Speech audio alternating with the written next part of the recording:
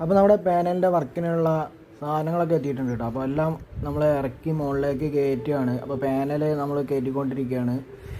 നോക്കി കണ്ടൊക്കെ കയറ്റിയില്ലെങ്കിൽ നമ്മുടെ വണ്ടി തവിട്ട് പൊട്ടിയെന്ന് പറഞ്ഞ പോലെ ഒക്കെ പണി പാടാം. അപ്പോൾ മൊത്തം ഗ്ലാസ്സാണത്. അപ്പം സൂക്ഷിച്ച് വേണം കയറ്റാൻ. അപ്പോൾ നമ്മൾ ഇത് ഓരോന്നോരോന്നായിട്ട് കയറ്റി മുകളിലേക്ക് കൊണ്ടുപോയി അവിടെ സൈഡിൽ വെച്ച് കെട്ടി വെക്കണം. കാരണം കാറ്റത്ത് താഴത്തേക്ക് മറിഞ്ഞ് വീണ് കഴിഞ്ഞാൽ പണി പാടാം. അപ്പോൾ ഇവിടെയാണ് നമ്മൾ സോളാറിൻ്റെ പാനൽ സ്ട്രക്ചർ വർക്ക് ചെയ്യാൻ പോകുന്നത്. ഈ ഒരു പോർഷനാണ് നമ്മൾ എടുക്കുന്നത്. നമ്മൾ സൈറ്റ് വന്നിട്ട് കൊല്ലങ്കോടാണ്. ആ നേരെ കാണുന്ന മലനിരകളൊക്കെ വന്നിട്ട് നെല്ലിയാമ്പതിയുടെയാണ്. ഇത് സീതാർകുണ്ടിലേക്ക് പോകാനുള്ള വഴിയാണ്.